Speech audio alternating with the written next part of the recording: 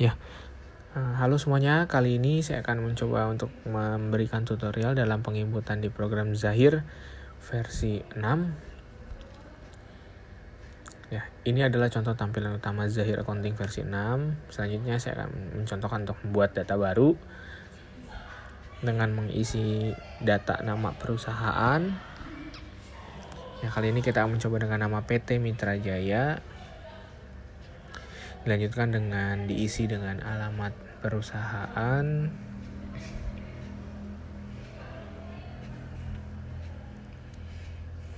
Selanjutnya akan diisi dengan alamat perusahaan, negara, dan kota.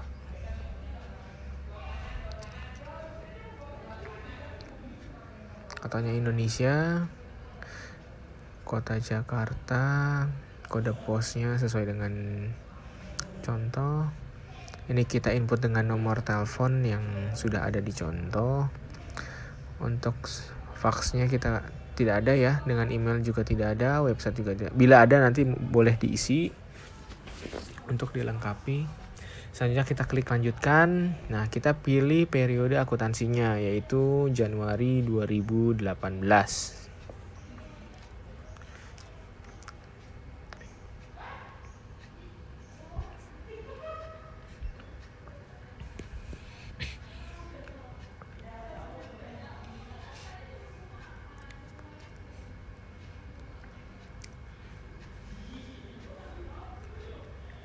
Ya, kita klik lanjutkan. Ini kita isi tahun 2018 ya. Nah, ini Desember. Kita klik lanjutkan. Ini kita lanjutkan. Nah, kita proses.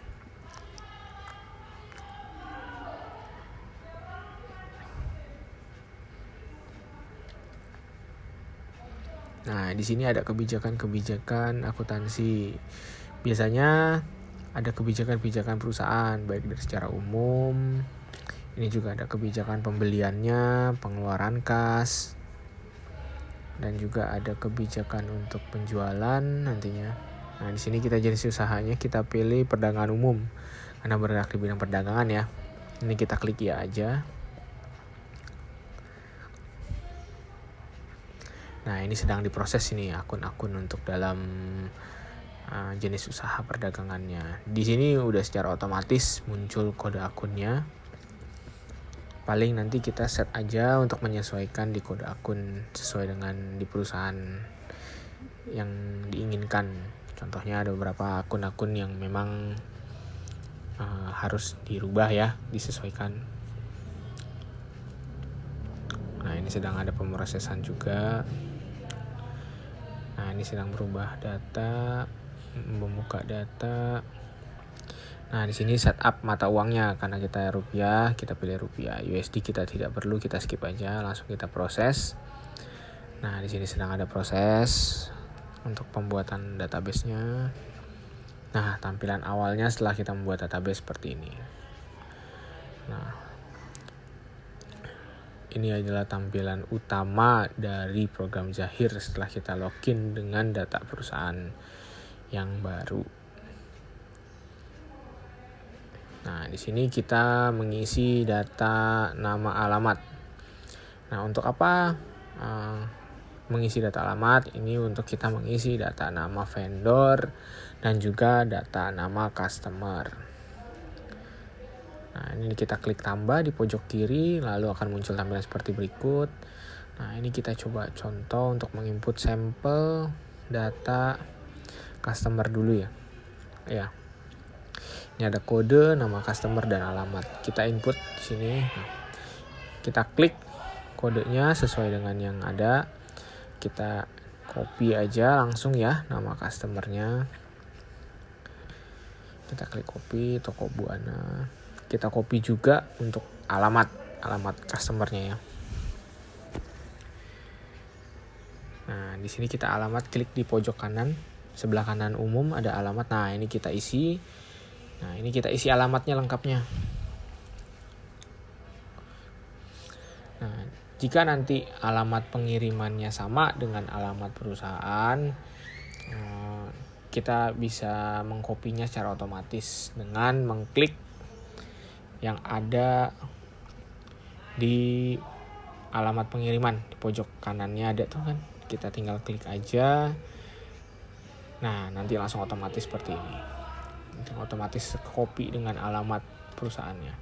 Kita rekam, klik ya, itu muncul keterangan NIK dan NPWP. Jika ada boleh nanti dilengkapi. Karena ini hanya sampel, jadi saya tidak melampirkan untuk NIK dan NPWP-nya ya.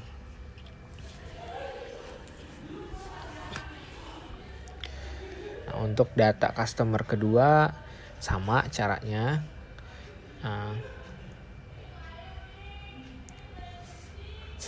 Ya, hampir sama caranya ya dengan pengisian data customer yang pertama. Kita copy nama kode, nama perusahaannya. Kita copy juga alamatnya. Seperti contoh berikut. Nah, di sini ada di kolomnya ada banyak ya, ada jabatan, NIK, nomor telepon, fax, HP, email, website. Jika memang datanya lengkap, boleh dilengkapi sesuai dengan data yang ada. Namun, untuk yang kita tampilkan seperti di layar, ini hanya sebagai contoh, jadi kita tidak melengkapinya. Mohon maaf ya.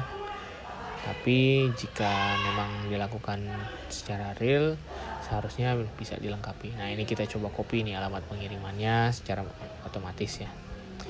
Nah, setelah disesuaikan, nah untuk tampilan berikut saya edit dengan kode nama untuk memastikan bahwa ini untuk sebagai kelengkapan untuk tugas saya ya. Jadi saya tambahkan sedikit. Nah, bila ada kesalahan bisa kita edit. Kita klik nama tokonya seperti contoh ini.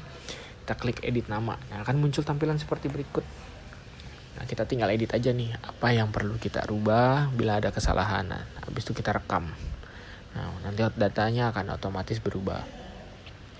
Nah, ini langkah selanjutnya adalah untuk mengisi data customer yang ketiga nih ya. Kita coba, langkah-langkahnya hampir sama. Kita copy data kode, terus nama perusahaan diikuti dengan alamat perusahaan ya, sesuai dengan data yang ada. Nah, di pojok kanan ada kotak tulisan tidak aktif. Itu digunakan jika si customer atau vendor jarang gitu, tidak kurang aktif, kita bisa centang hal tersebut. Nanti data customer itu akan ke hide, jadi tidak muncul secara terus menerus ya. Tapi jika itu secara kontinu atau rutin, kolom tersebut tidak perlu dicentang. Dan untuk profil customer dan vendor ini bisa diisi dengan foto jika ada, tapi jika tidak ya tidak diwajibkan. Nah, untuk data dan alamat ini sendiri, ini tidak hanya bisa diisi untuk mengisi data nama customer ataupun vendor. Kita bisa merubahnya dengan order, di tipenya itu bisa kita klik nanti. Order, ada customer, ada vendor maupun employee. Employee itu adalah data untuk karyawan ya. Jika ada transaksi dengan menggunakan data karyawan jika kita inginkan. Nanti akan dicontohkan, ada contoh soalnya untuk biaya-biaya. Nah, untuk langkah pertama ini kita mengisi data customer dulu, lalu diikuti dengan data vendor. Nah, ini data customer udah hampir selesai nih. Kita lanjutkan dengan mengisi data vendor atau pemasok ya. Nah, untuk mengisi data vendor kita rubah kodenya dengan V ya. Tadi kan C. Kita rubah. Nah, ini nih kita rubah dari customer tadi kan berubah jadi vendor. Nah, ini kita copy nama vendornya, nama PT-nya ya. Gudang Sembako. Kita copy juga alamatnya, Cinere, Depok. Nah, untuk data dan alamat vendor tidak ada alat pengiriman ya. Karena kan pengirimannya ke perusahaan tersebut ya. Jadi tidak perlu diisi. hanya diisi aja untuk alamat vendornya. Nah, bisa diisi kontak person juga, ada catatan atau notif. Nah, di sini seperti ini tampilannya. Kita rekam aja ya.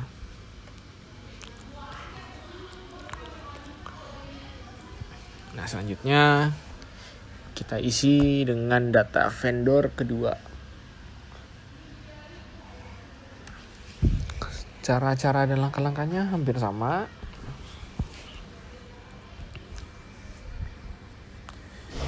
Nah, di sini ada klasifikasi. Nah, ini tampilan list data alamat vendornya ya.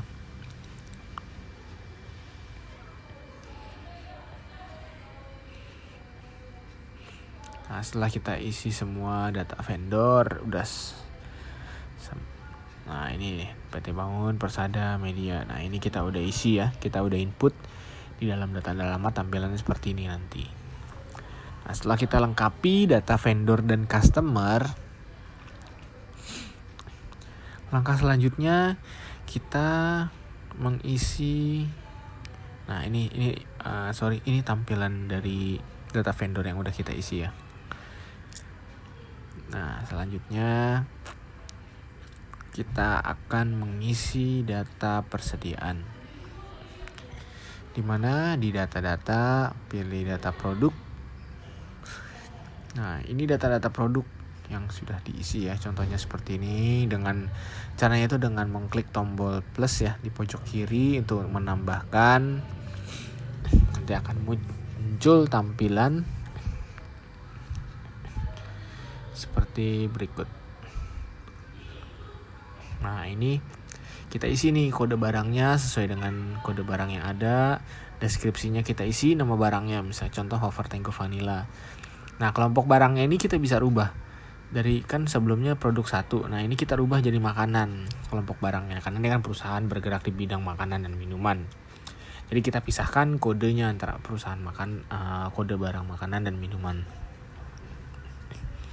Nah, ini kode penjualannya, kode persediaannya pun kita rubah nanti ya. Ada persediaan makanan, persediaan minuman. Setelah oke, kita simpan. Kita klik oke dan kita coba rekam. Nah, tampilannya seperti berikut. Ini satuan dasarnya piece ya, karena kan barang. Mungkin nanti kalau misalkan barang yang besar atau satuannya unit bisa ditambahkan. Selanjutnya kita akan mengisi kode barang yang kedua, yaitu kode barang minuman ya. Ini contoh kodenya BMN.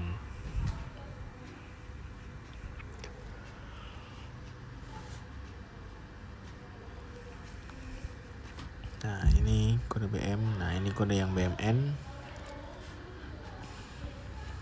Kita coba buka, lihat tampilannya seperti ini. Nah, ini kode barangnya BMN, deskripsinya jelas. Nah, kelompok barangnya ini kita rubah. Dari tadi kan makanan. Nah, dari produk 2 kita rubah jadi minuman. Kita pisahkan dan persediaannya pun berubah jadi persediaan minuman. Jadi kita tidak jadikan satu kode persediaannya. Setelah oke, kita rekam, klik ya.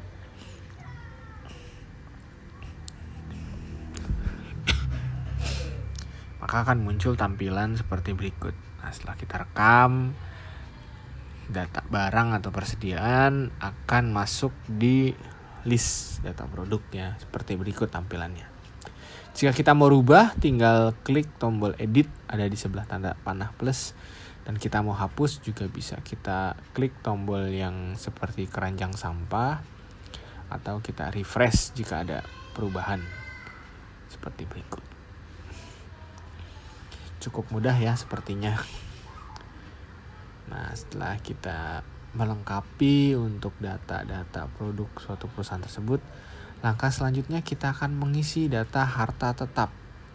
Data harta tetap ada di modul data-data pada pojok kanan data harta tetap. Lalu kita klik tambah untuk menambahkan atau klik edit data untuk merubah. Nah, tampilannya kan seperti berikut. Contoh, nama asetnya itu adalah mobil Toyota Avanza. Nah, masa manfaatnya itu adalah 8 tahun ya, jenis kendaraan. Akan tapi di soal kan 10 tahun, maka kita akan sesuaikan sesuai dengan contoh. Tanggal pembeliannya itu adalah tanggal 13 Januari 2017. Nah, ini umur ekonomisnya, harusnya kan 8 tahun, tapi karena sesuai dengan contoh 10 tahun, jadi kita sesuaikan untuk menghitung nanti penyusutannya. Nah, ini harga belinya adalah 150 juta. Nilai residunya juga 0 ya di sini ya. Jadi tidak ada nilai residu ya. Nah, ini akan tampilannya seperti ini munculnya. Nah, setelah mengisi data harta tetap, kita masuk nih ke pengisian saldo awal. Biasa ada tampilan neraca. Nah, ini kita isi. Nah, sebelum kita mengisi, kita sesuaikan dulu akun-akun yang tadi di awal saya coba jelaskan. Untuk kode di awal kita sesuaikan nih untuk neracanya. Jadi ada beberapa akun-akun yang harus kita sesuaikan. Contoh kayak persediaan, kita rubah jadi persediaan makanan, persediaan minuman. Selanjutnya juga kita rubah juga nih jadi sesuai dengan yang ada di neraca. Biasanya agak sedikit berbeda dengan yang ada di dalam akun-akun Zahir, tapi tidak signifikan. Biasanya kita tinggal edit aja seperti ini, piutangnya piutang usaha kita rubah jadi piutang dagang. Yang penting kode dasar akunnya itu tetap sama dan sesuai dengan induk akunnya ya. Jadi harus sesuai. Nah, setelah kita rasa semuanya sudah sesuai dengan kode neraca nih. Nah, ini kan ada banyak nih, ada hutang usaha, giro. Nah, ini harus kita sesuaikan. Apakah sudah ada dalam akun-akun perusahaan pada PT tersebut? Jika tidak ada, maka kita harus sesuaikan. Nah, hutang-hutang juga sewa diterima di muka, hutang bank, hutang lain. Nah, kita sesuaikan. Ini kan ada nih kode induknya 250, 215. Nah, kita tinggal sesuaikan aja nih kode induknya.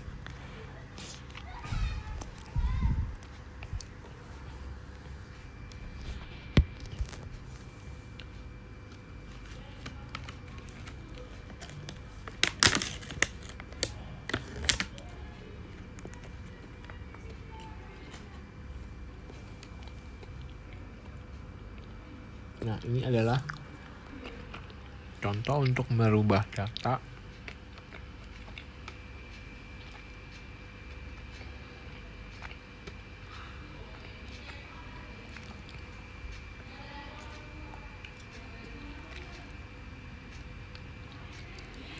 Nah, ini contoh uang muka diterima di muka. Kita rubah menjadi sewa dibayar di muka.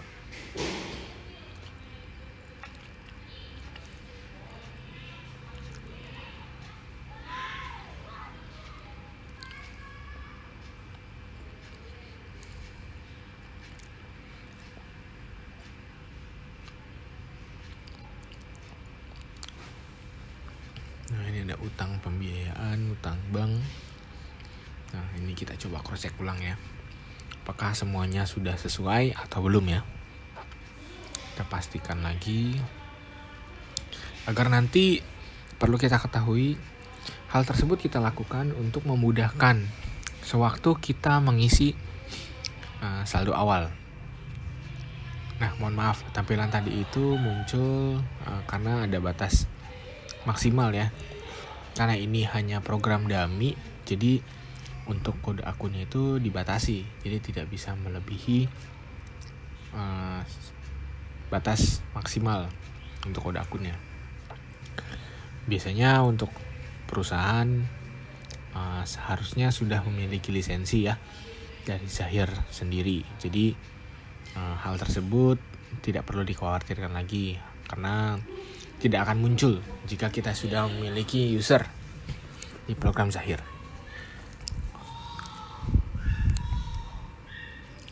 Nah, selanjutnya, ini kita mencoba mulai mengisi saldo awal akun. Nah, setelah kita menyesuaikan, kita isi nih saldo awal akunnya sesuai dengan saldo awal neraca saja 1 Januari 2018, atau jika biasanya ditampilkan untuk Desember 31 Desember tahun sebelumnya 2017 contoh, boleh saja, sama saja. Karena saldo awal akhir 31 Desember itu dapat dijadikan acuan sebagai saldo awal di tahun berikutnya atau tahun 2018 seperti contoh berikut. Nah, kebetulan ini adalah contoh neraca 1 Januari 2018. Nah, jadi kita sesuaikan ya saldo awalnya, kita coba isi. Nah, ini harus dengan angka ya, tidak boleh ada titik, tanda baca, koma, ataupun yang lainnya, karena tidak akan terbaca. Karena setelah kita enter maka akan muncul tanda otomatis. Nah, contoh seperti berikut, kita harus rubah nih. Nah, kita hilangkan tanda bacanya. Setelah kita sesuaikan, kita hapus tanda bacanya. Nah, ini kita copy lagi. Kita copy saja ya untuk memudahkan atau mempersingkat waktu. Jadi sebenarnya cukup mudah. Kita hanya memindahkan aja saldo yang sudah ada. Jadi kita tinggal sesuaikan. Nah, kita copy asuransi di badan muka. Nah, ini kita copy lagi kendaraan. Nah, ini saldonya 150 juta ya. Kita rubah. Nah, pengecualian nih untuk akumulasi penyusutan, kenapa harus ada tanda minus? Karena saldo awal akumulasi itu kan di kredit ya. Jadi kita harus sesuaikan nih. Kita harus sesuaikan tanda bacanya minus. Nah, minus 15. Karena kalau kita tidak tambahkan tanda baca minus, maka nanti akan saldonya akan tidak sama atau tidak valid. Maka itu akan menyebabkan selisih nantinya, muncul terbit selisih. Nah, ini selanjutnya kita isi. Nah, ini posisi pasifa ini kenapa tidak kita tambahkan tanda minus? Karena dari program Zahir sendiri sudah otomatis mendetek untuk posisi pasifa selalu bersaldo normal di kredit. Sedangkan untuk yang aktiva itu saldo normalnya di debit. Makanya kenapa untuk akumulasi itu kita harus tambahkan tanda baca minus. Nah, seperti berikut. Kita isi semuanya nih. Setelah kita isi semuanya, kita pastikan lagi apakah sudah sesuai atau belum untuk saldo awalnya. Nah, kita cari nih hutang bank sudah ada atau belum. Harus sudah ada belum? Kita coba cek. Oh, ini sementara kita masukin ke utang gaji dulu.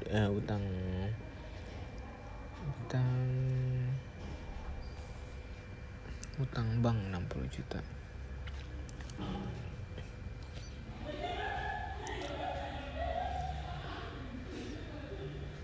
Kita masukin ke utang usaha USD dulu ya. Nanti kita bisa edit. Untuk sementara tidak apa-apa.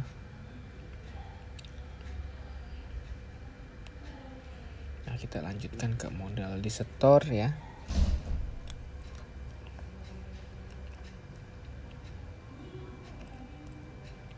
Oh, mohon maaf.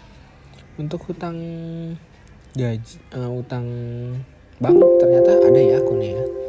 Jadi kita pindahkan saja nilainya 60 juta. Kita pindahkan saja nilainya 60 juta. Kita langsung pindahkan saja ya. Jadi yang di hutang dagang USD kita hapus, kita pindahkan ke utang bank karena sudah ada ya akunnya ya.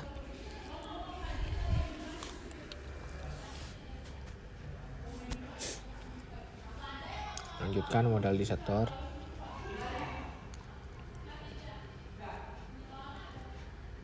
Nah, kita lanjutkan lagi dengan laba tahun berjalan. Kita pindahkan ya, laba ditahan ya jadinya. Untuk selanjutnya Untuk selanjutnya, nah di sini ada historical balancing. Historical balancing ini kalau misalkan sudah 0 berarti kita sudah benar ya, tidak ada selisih. Kita sudah save aja. Tapi jika ada selisih di historical balancing itu, maka akan muncul nilai selisihnya. Biasanya ada kesalahan penginputan atau nilai yang tidak sesuai ya. Selanjutnya kita akan masuk ke dalam pengisian saldo awal piutang, yaitu saldo awal piutang ada di setting, saldo awal, saldo awal piutang. Muncul tampilan seperti berikut. Kita klik tanda panah, nama pelanggan. Nah, kita isi nih toko Buana, nama PT-nya, kita isi tanggalnya. Nah, kita isi ya tanggalnya disesuaikan dengan saldo awal piutangnya. Itu 1 Desember. Nomor invoice juga nanti kita isi. Jika tidak ada nomor sales order ya tidak apa-apa. Tapi namun jika ada boleh dilengkapi ya. Nah ini kita isi satu persatu. Kode invoice, tanggal, nomor sales ordernya tidak ada ya. Nah saldo piutangnya itu 3 juta. Kita langsung isi saja. Ini harus diinput 5 juta sorry. Ini kita harus input secara manual ya, tidak bisa di copy paste. Nah, di sini setelah kita klik yang warna hijau tadi, muncul term of payment. Nah, ini adalah term of payment pembayaran.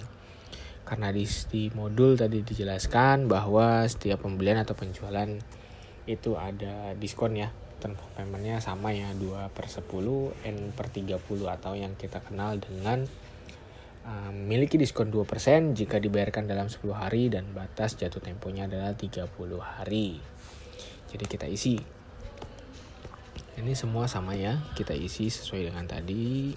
Yang pertama, kita isi nilainya, kita rekam, term of payment kita isi juga. Dilanjutkan dengan ya term of payment-nya kita isi. Nah, muncul tampilan berikut, kita tambahkan lagi saldo awal piutangnya.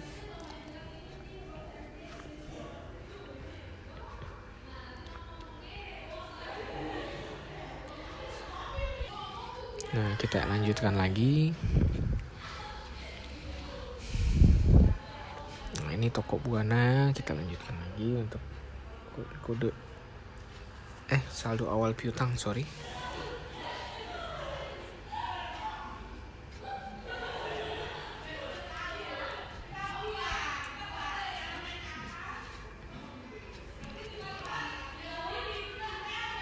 Saldo awal piutangnya kita isi. Nah ini term of payment hari diskon 30, jatuh tempo 30, 2% jumlah diskonnya. Jadi kita sesuaikan saja dengan sesuai yang ada di modul ya, sesuai contoh. Jadi kita tinggal mengikuti aja. Namun jika memang tidak ada term of payment pembayaran diskonnya, itu tidak perlu wajib diisi. Namun bila terdapat syarat pembayarannya, boleh kita isi. Mereka nanti menghitungnya secara program ya. Jadi tidak secara manual lagi. Ini sangat membantu kita sih untuk memudahkan dalam pencatatan. Nah, perlu diketahui aplikasi Zahir ini diciptakan untuk memudahkan kita dalam pembuatan laporan keuangan. Jadi semakin mudah dalam pembuatan laporan keuangan. Nah, ini saldo awal piutangnya sudah ya. Saldo awal piutang hampir selesai, kita isi lagi, kita lanjutkan.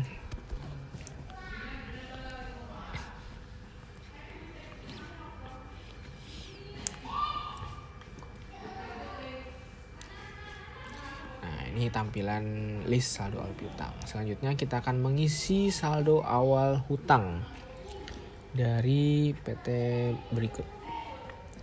Kita isi caranya adalah mengklik tombol setting, saldo awal, kita pilih saldo awal hutang usaha. Muncul tampilan berikut, kita klik baru.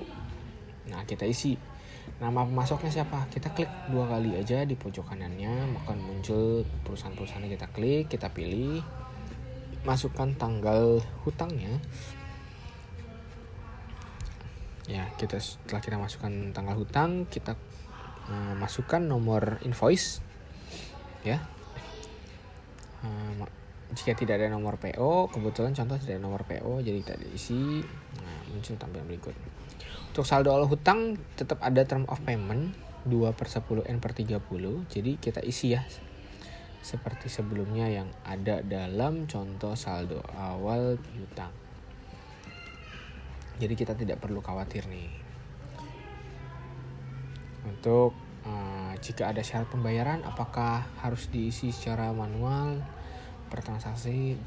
Tidak perlu, karena program Cahir ini sudah menyediakan sistem untuk term of payment-nya. Jadi sangat membantu kita nih meminimalisir pekerjaan yang terlalu banyak gitu. Nah, selanjutnya kita isi nomor invoice, kita isi juga tanggal, kita sesuaikan tanggalnya, kita isi juga nominal nilai hutangnya ya, jadi 2 juta, kita isi.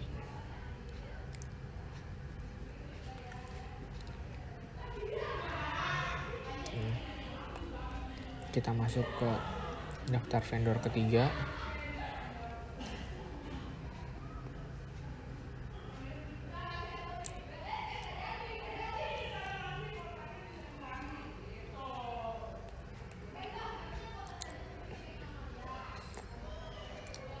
Nah, PO-nya kita isi.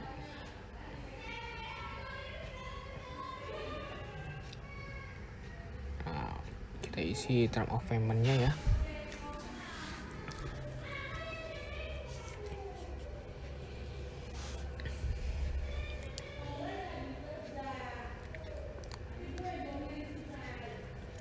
Nah, kita isi nih saldo awal hutang yang terakhir nih ya, media utama, nomor invoice,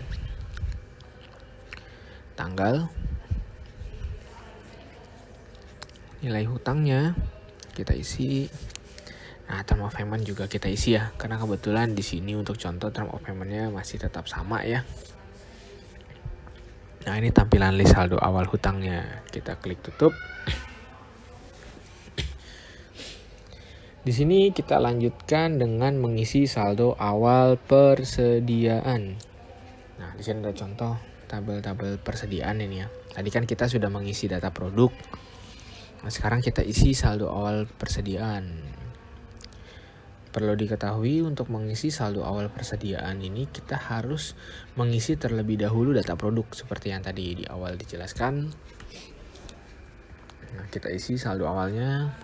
Nah, ini kita tinggal cari produknya, kode produknya, jumlahnya berapa, total barangnya berapa. Tinggal kita sesuaikan ya nilainya.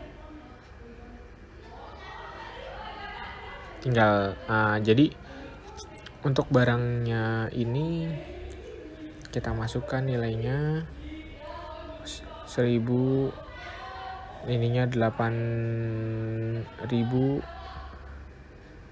Nah, ini setelah ini muncul tampilan berikut. Nah, kita lanjutkan ya dengan mengisi saldo awal persediaan yang kedua. Untuk produk yang kedua ini BM02. Ini untuk kode makanan ya. Jadi kita isi nilainya berapa, harga perorangan berapa, stoknya berapa, stok awal berapa. Nah, ini yang muncul seperti berikut. Lanjutkan dengan yang ketiga ya. Nomor yang ketiga ini untuk saldo awalnya itu 10.500. Nah, kita rekam, kita buat baru. Nah, ini mohon maaf ya, untuk pembuatan tutorial ini saya menggunakan tab ya.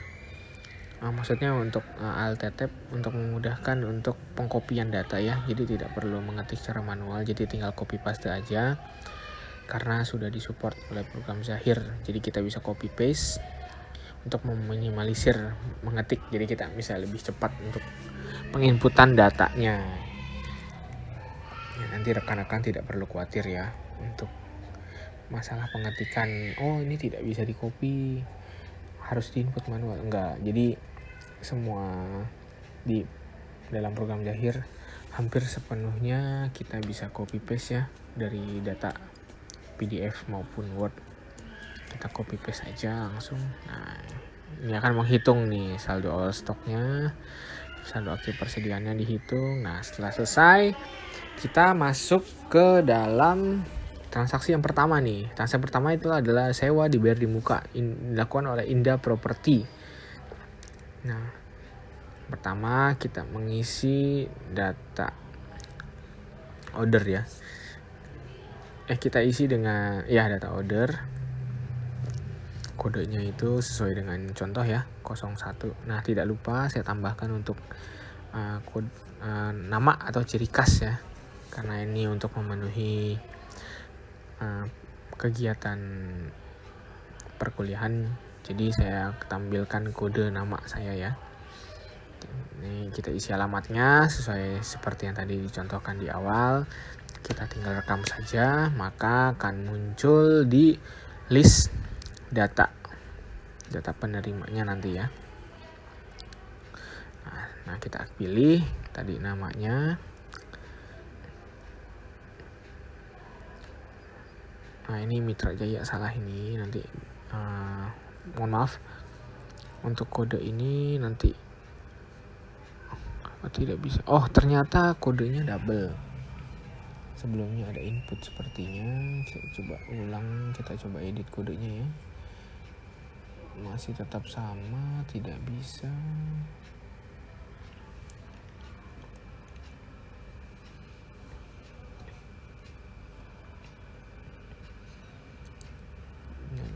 Mohon maaf, ada error sedikit nih. Oh iya, ternyata ada double nih, ada double data input nih untuk di kodenya.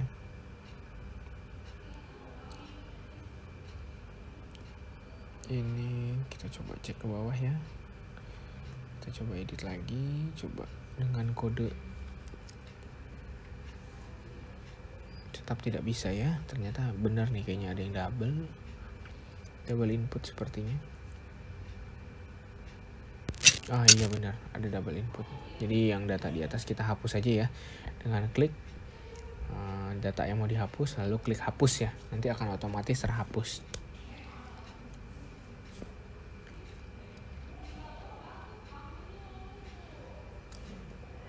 Nah, ini Indah Property, contohnya seperti berikut. Ini tanggal 1 Januari ya, Januari 2018. Nah, ini sebesar, nanti akan otomatis setelah kita input nominalnya, jadi tidak perlu diisi, hanya perlu diklik saja.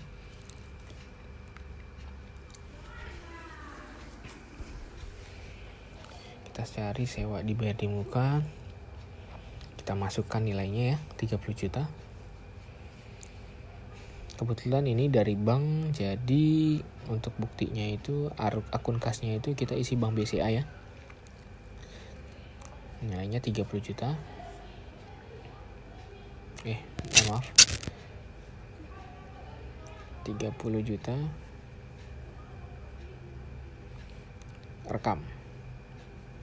Nah, ini kita klik sebesar, otomatis menghitung dia. Nanti tinggal diklik rekam.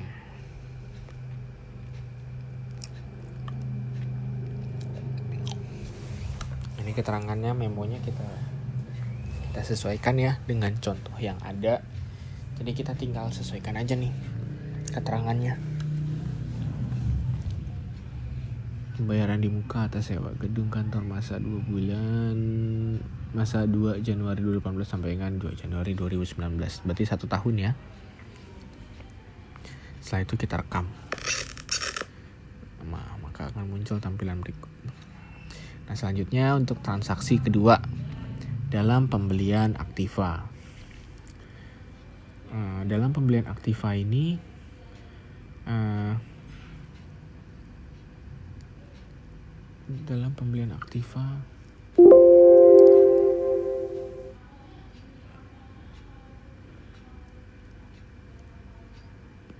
Nah, ini kita isi dengan kode penerimaan barang.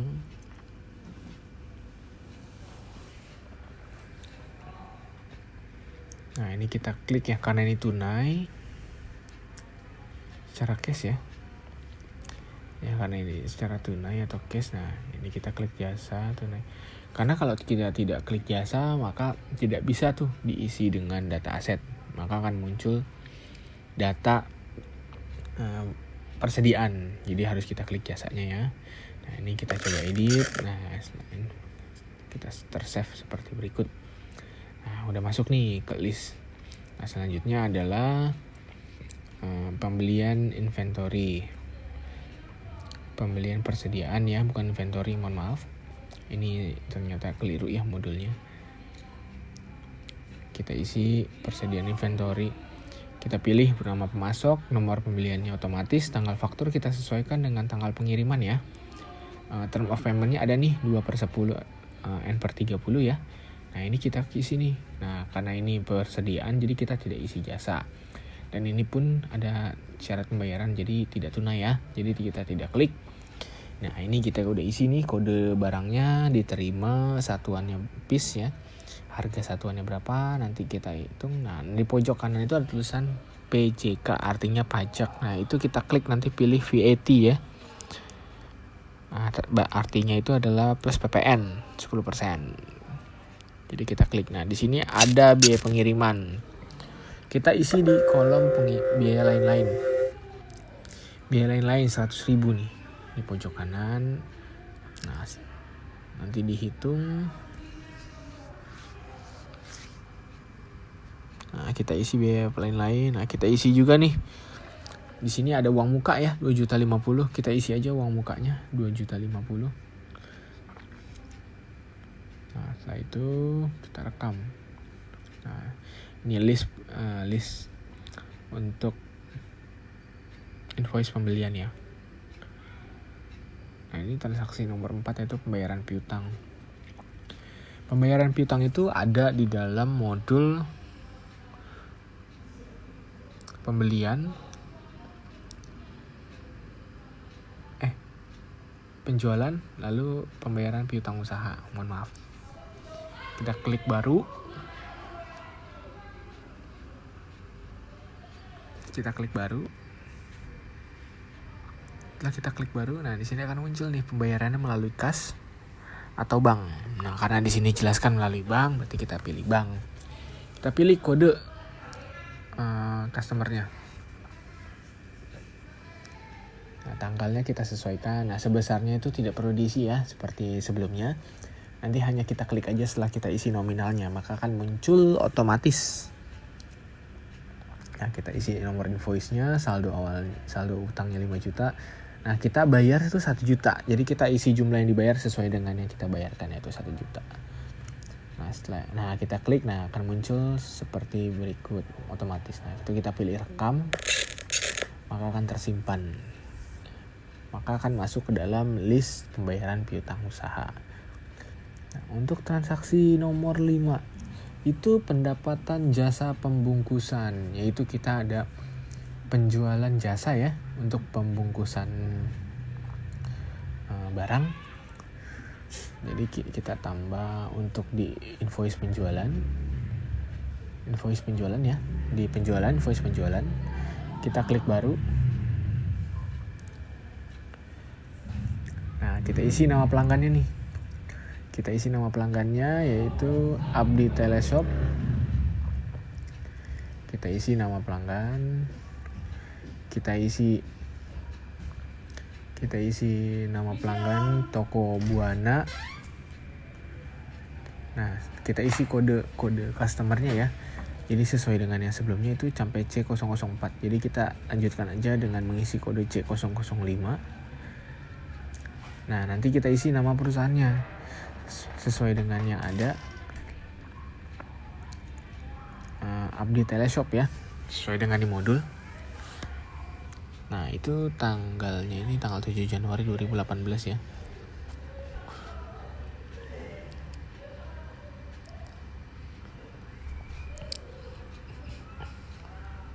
Nah, kita copy aja ya Seperti sebelum saya jelaskan, ini bisa kita copy ya.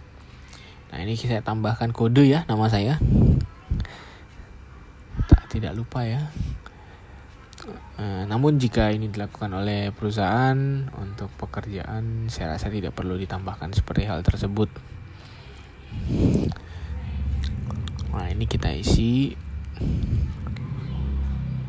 nama pelanggannya.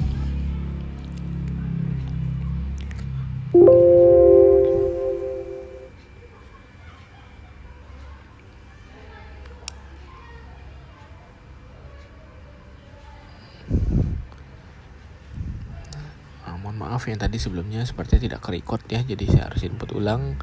Nah, ini klik ya. Nah, ini baru muncul nih update teleshop. Klik OK. Nomor faktur, nomor SO jika ada, jika tidak ada tidak wajib ya. Tanggal faktur disesuaikan seperti sebelumnya ya, saya jelaskan itu disesuaikan dengan tanggal pengiriman. Nah, ini karena ini adalah jasa ya, pendapatan jasa. Jadi kita isi, diklik kolom jasanya ada di pojok sebelah kanan. Nah, kita isi pendapatan jasa pembungkusan, kode akunnya itu di pendapatan jasa. Kodenya. Nah, di sini kan belum ada nih kode pendapatan jasa. Jadi kita rubah aja di pendapatan penjualan ya, di penjualan 2 ya. Di penjualan 2 kita rubah.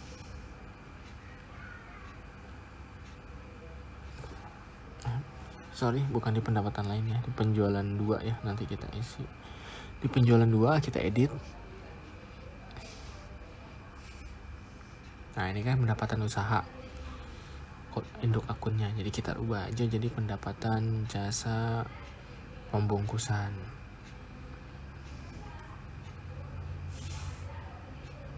Nah, kita rekam.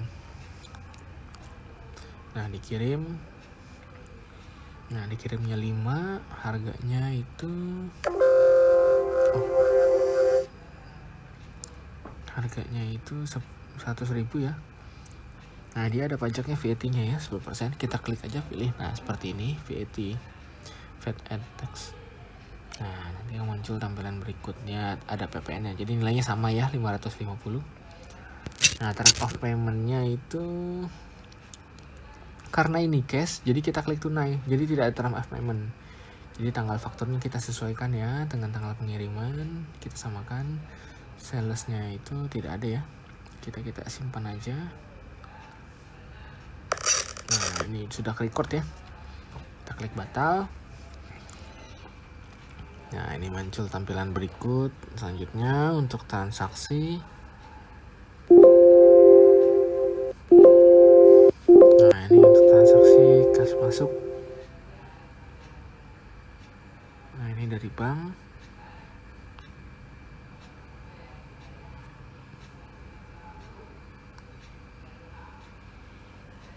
Nah, ini karena transaksi pendapatan bunga ya dari bank. Nah, ini kita tambahkan.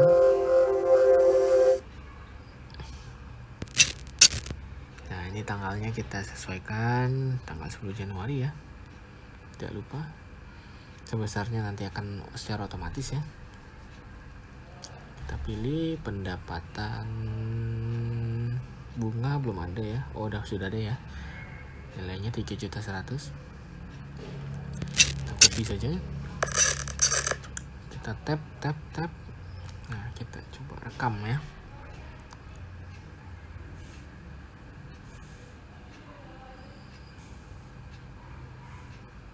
$3.100.000 ya. Oke, sudah benar. Nah, kita klik sebesarnya, lalu kita rekam. Nah, sudah masuk dalam list kas masuk. Nah, untuk selanjutnya untuk pembayaran hutang ya. Pembayaran hutang kepada PT Gudang Sembako. Jadi untuk pembayaran tersebut dia ada di menu pembelian, terus pembayaran hutang usaha. Nah, ini saya coba pernah input ya. Jadi tinggal disesuaikan aja. Caranya itu adalah dengan mengisi data hutangnya ya, data penerimanya siapa, tanggalnya kita isi tanggal 8 Januari, sebesarnya nanti akan secara otomatis ya kita klik. Setelah kita isi nominal, kita isi nih nomor invoice-nya mana yang dibayarkan. Nah cuma satu, jika ada banyak kita harus cocokkan lagi nomor invoice yang dibayarkan. Nah ini nilai yang dibayarkan itu dari 30 juta baru dibayarkan 20 juta ya. Nah 20 juta oke, 20 juta. Nah setelah itu kita klik sebesar, lalu kita rekam. Nah selanjutnya itu transaksi nomor 7, penerimaan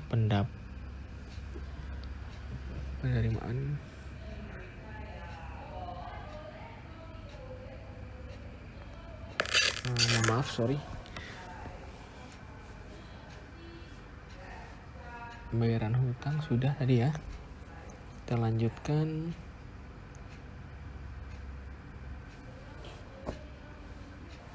Pembayaran hutang, penerimaan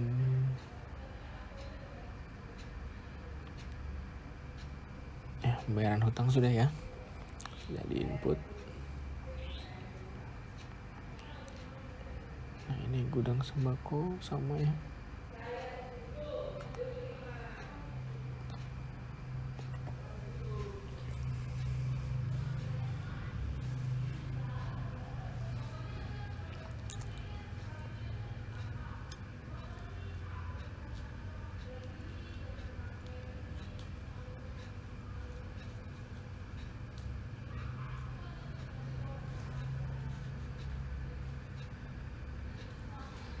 Nah, ini sudah diinput ya untuk pembayaran invoice-nya, nominalnya juga sudah kita input. Di sini ada nilai nominalnya 20 juta. Udah kita cocokin ya, kita cek kembali. Nah sudah oke ya. Nah ini kita record, sudah ke record ya. Nah sudah muncul nih di list pembayaran hutang usaha.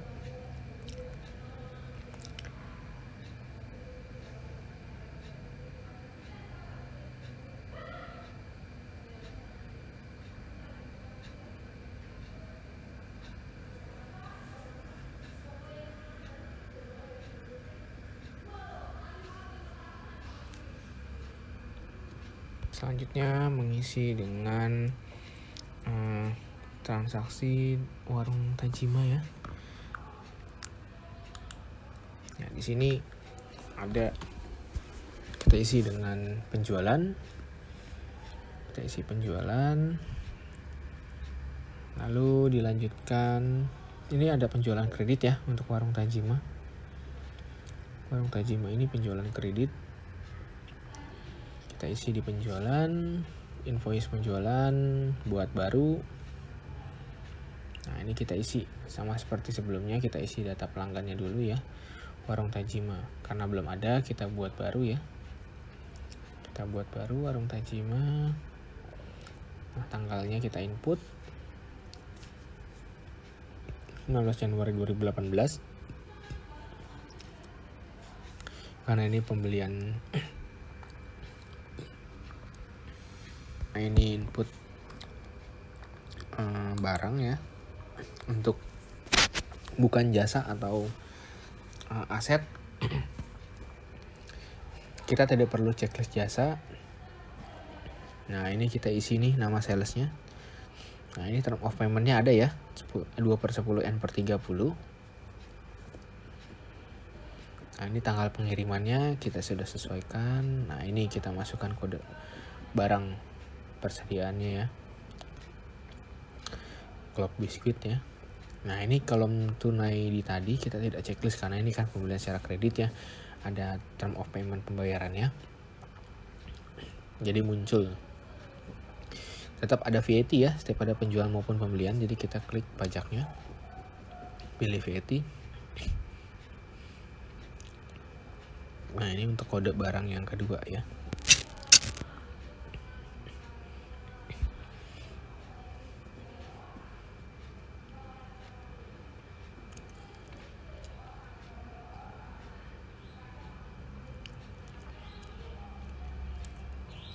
Nah, nilainya 10 juta. 1000. Harganya 1.200, nilainya 1.200.000 ya. VAT-nya ada. Kita isi.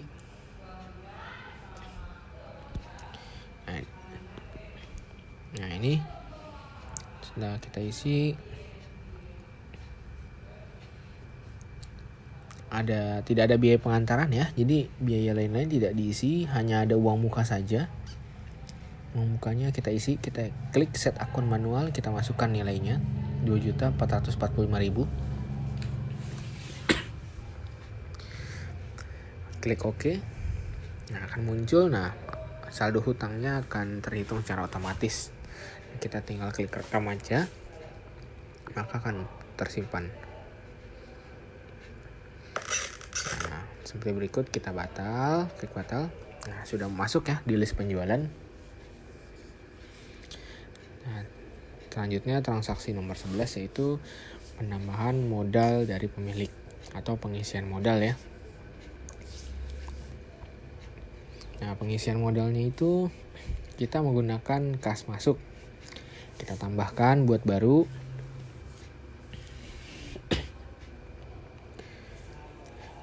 Kita klik buat baru. Masih menunggu loading ya. Nah, muncul tampilan berikut. Akun kasnya kita pilih bank ya, karena pengisian modalnya melalui bank ya, ke Bank BCA. Untuk pengirimnya itu Bapak Tio ya. Kita isi kodenya itu di employee. Kita masukkan kodenya E003. Lalu nama diikuti, kita isi dulu tipenya employee. Kita masukkan kodenya E003, lalu kita isi namanya Bapak Tio. Nah, seperti tampilan berikut ya.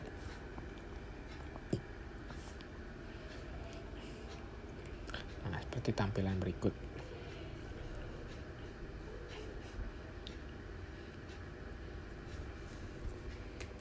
Nah, sudah nih, setelah sudah diisi.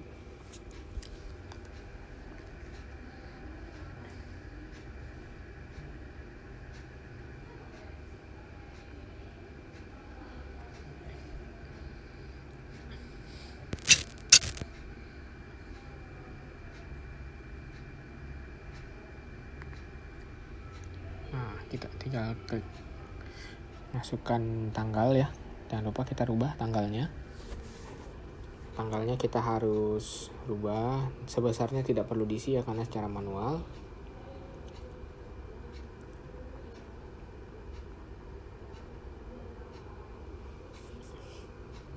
Nah, sudah diisi ya. Kita pilih modal disetor karena ini kan pengisian modal ya. Jadi kita masukkan nilainya 100 juta.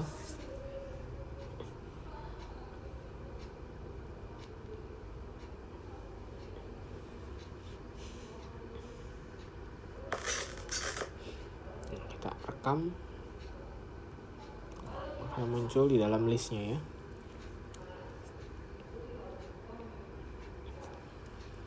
Ini transaksi nomor 12 yaitu penyesuaian barang rusak. Jadi setiap ada barang yang rusak bisa kita sesuaikan dengan akun, pilih persediaan, lalu persediaan atau penyesuaian barang, klik baru. Muncul tampilan berikut. Nah, tanggalnya kita sesuaikan dengan tanggal tercatatnya, tanggal berapa. Penyesuaian itu di akhir bulan biasanya ya. 3 penyesuaian oke, sudah benar, kita isi. Nah, ini kode barangnya nih. Barang mana yang rusak? Klop biskuit ya. Kita cari kode barang klop biskuit di BM03. Kita masukkan nilainya, jumlahnya berapa yang rusak, ada 10 ya. Mohon maaf. Untuk pengurangan itu kita wajib tambahkan tanda minus ya. Nah, akan muncul tampilan berikut. Jika tidak kita munculkan tanda minus, maka akan tulisan akan berwarna kuning. Berarti ada tanda error ya. Karena ini sistem berbasis program berbasis sistem, jadi bisa mendeteksi jika terjadinya kesalahan penginputan seperti berikut. Nah, kita masukin ke kode persediaan makanan. Kita coba cari lagi.